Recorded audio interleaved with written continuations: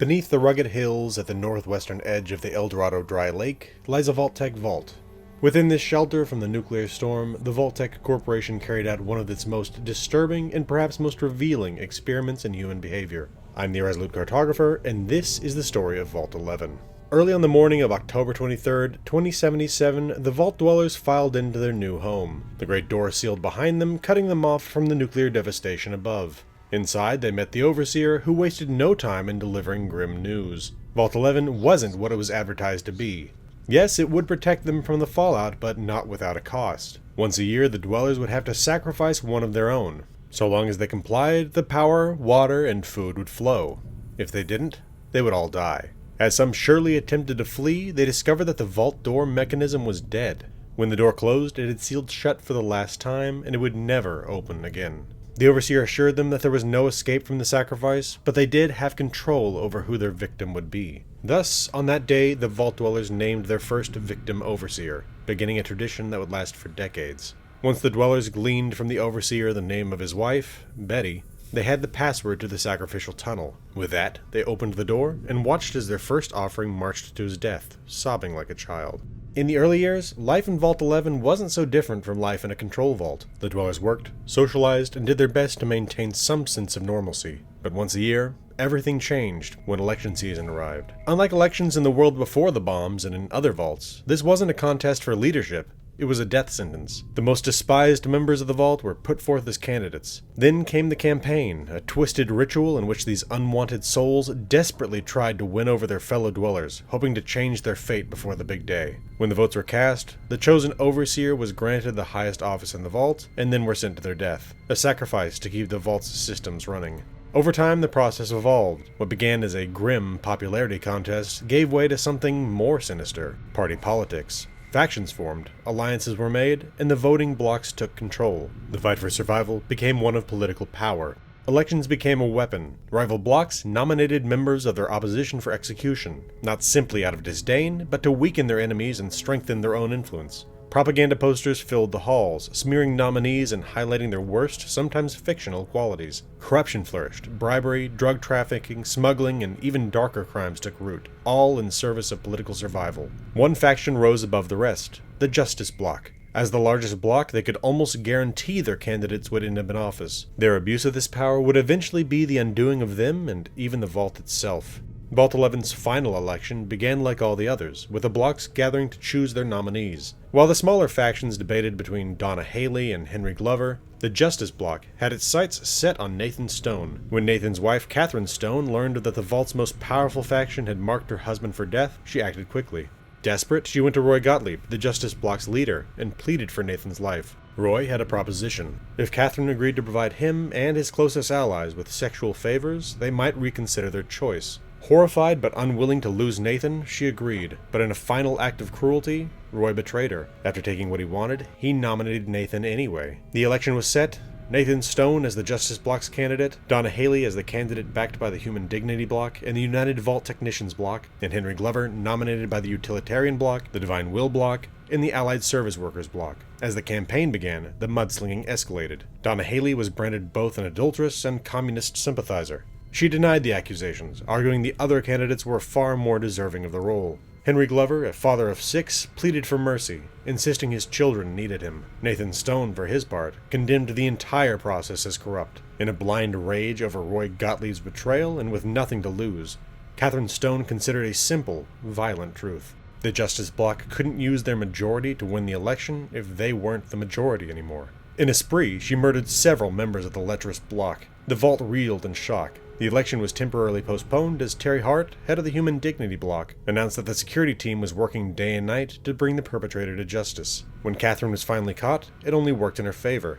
When interrogated by Vault attorney Gerard Miles, she told him everything, including the fact that she would be elected overseer. Mr. Miles doubted this, as a confessed murderer is seldom selected for leadership in civilized societies, but Catherine understood the psychology of the system. The Vault needed a sacrifice, and she had made their choice easy for them. Just as she had predicted, Catherine Stone was elected overseer. It wasn't that the Vault dwellers necessarily approved of her murder spree, though some undoubtedly took satisfaction in seeing the Justice Bloc cut down to size. She was elected to the position as punishment, a living living example of the Vault's twisted sense of justice. She was no mere victim, though. She seized the moment, implementing Overseer Order 745, a decree that abolished the Vault's Overseer election. From that point forward, the Overseer would not be chosen by vote. Instead, a random number generator would select the next Overseer a month prior to the expiration of the current Overseer's term. With this single act, Catherine completely upended the Vault's political system, effectively destroying the blocks by eliminating their purpose. The Justice Block's leaders were furious. Roy Gottlieb gathered his allies and plotted a rapid response to Overseer Order 745. Fearing that any delay would only harm their cause, the plotters planned to seize key infrastructure of water purification, power systems, and food stores the following day. They expected resistance from the smaller factions, but they believed they could hold these vital areas long enough to force Overseer Stone to rescind the order and surrender control to them. The Justice Block struck quickly. In accordance with a plan, they raided the armory, arming themselves before descending into the lower levels. There, they seized control of power, water, and food production, fortifying their position with sandbags and traps. Some of these traps were poorly conceived, to say the least. One group, in their infinite wisdom, rigged a grenade bouquet within feet of their own position, and, more disastrously, within range of vital water purification equipment. This coup attempt did not go well. The rest of the Vault was not about to let the Justice Block's actions go unchallenged. The fighting was swift and brutal. Weakened after Catherine Stone's murder spree, the Justice Block was wiped out, yet victory came at a terrible cost. The battle left parts of the Vault in ruins. Flooding swept through the utility and reactor sections. A tunnel collapsed. The door to the men's dormitories was violently unseated. Far worse than the structural damage was the human toll. Most of Vault 11's population lay dead. The opposition may have won, but there was nothing to celebrate. Only 5 dwellers remained. They had seen enough death and suffered enough loss. Together, they made a choice. They were done sacrificing themselves. Fully cognizant that their defiance could mean their own deaths, they told the Vault's mainframe of their decision. They expected punishment, annihilation, an end fitting the nightmare they had endured. Instead, they received salvation. Terrible, terrible salvation.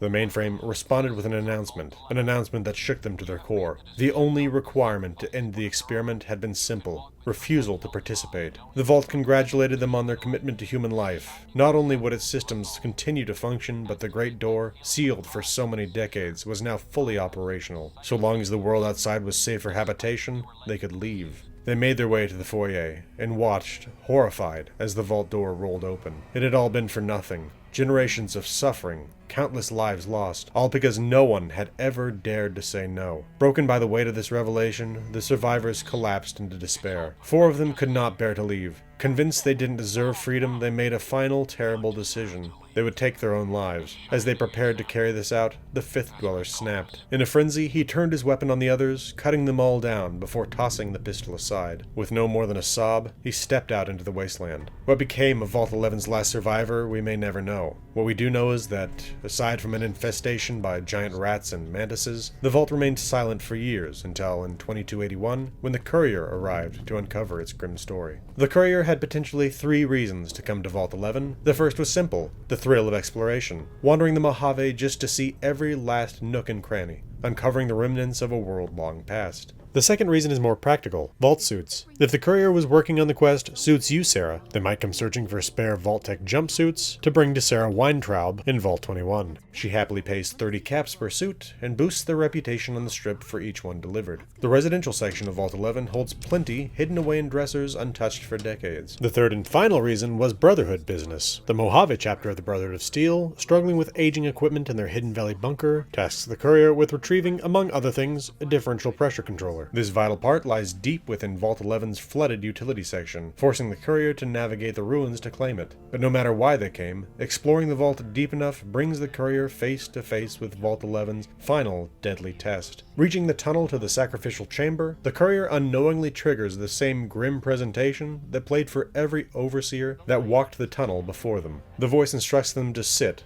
the chamber door locks behind them, and the vault encourages them to think happy thoughts. Then the ambush begins. Turrets, sentry bots, Mr. Gutsies. The room erupts in gunfire as the Courier fights to survive the same fate that claimed so many before them. Should they endure the onslaught, they can lift the lockdown, opening the chamber one last time. Beyond this, they can find recordings of Vault 11's last dwellers, recounting their refusal to sacrifice anyone, and the Vault's chilling response: "Congratulations, you're free to go." And with that, the courier can step back into the wasteland and continue their journey, having unearthed one of the Mojave's most tragic secrets. Before closing things out, I have a few notes. First, there's an NCR trooper's corpse that can be found on the first floor of the vault in the hallway to the cigar lounge. Their story is unknown. Were they on a mission, a deserter, or someone simply seeking shelter in the vault's depths? We may never know. Second, upon inspecting both the occupied areas and the armory, one thing stands out. Vault 11's dwellers had enough firepower to defeat the Vault Guardians. Had they ever chosen to investigate the sacrificial chamber, they could have fought back and ended the cycle long before the final five. The fact that they didn't speaks volumes. Their mindset had been completely shaped by the experiment. They accepted the yearly sacrifice as simply part of life. Third, the sacrificial chamber's method of execution is wildly impractical. Over the decades, turrets, sentry bots, and Mr. Gutsies have unleashed a constant hail of gunfire, yet somehow the chair, table, and projector remain intact. Wouldn't a poison gas system or execution device built into the chair itself have been more efficient? After all, sitting in the chair is a part of the sequence. Fourth, either the first overseer didn't understand how the vault operated, or he was incredibly determined to make sure the vault experiment continued to operate. Fifth, given the location of the vault, it's likely that the original dwellers originated in Boulder City. Sixth, this story is partially a cautionary tale about the dangers of a pure democracy. Without guidelines, a democracy can literally vote on anything, becoming a form of mob rule. I like a quote from Benjamin Franklin on democracy. Democracy is two wolves and a lamb voting on what to have for lunch. Liberty is a well-armed lamb contesting the vote. Seventh, with the Wild Wasteland perk, the vault's giant rats can sometimes be replaced with rodents of unusual size, a direct reference to the Princess Bride and the Fire Swamp's infamous creatures. Lastly, while we sometimes get to see the actual Vault-Tec reasoning behind their experiments, we're left to guess at the purpose of this experiment. In this case, I believe that Vault-Tec wanted to see just how far an unseen, all-powerful, all-providing authority could push a population before those people fought back. This wasn't pitting dwellers against the Overseer, or some other person or group. They were up against the Vault itself. It provided life while simultaneously ensuring death. The 5 remaining dwellers knew they were choosing death by revolting. They were accepting death by inanition, that is, extreme exhaustion due to lack of food and water. Despite this, they decided they would rather go out together than survive dwindling away over another 5 years. To me, this vault shows the danger of blind obedience. It also illustrates how infighting in a democracy can serve those in power, distracting a population from solving their actual problems. Had the Vault Dwellers simply decided to investigate their situation properly, they may have found a way out long ago. Instead, they formed blocks against each other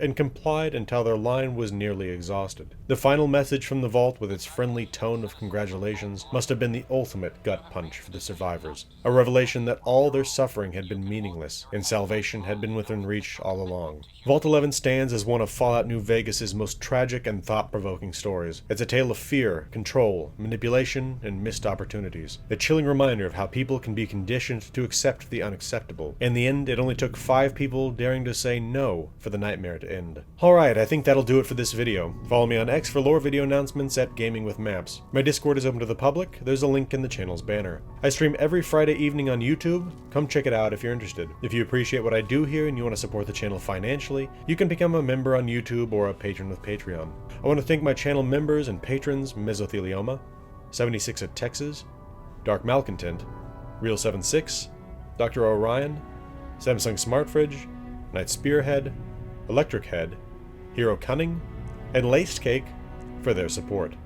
I also want to specifically thank Dark Malcontent for helping with this video's script. This has been the Irresolute Cartographer. Thanks for watching.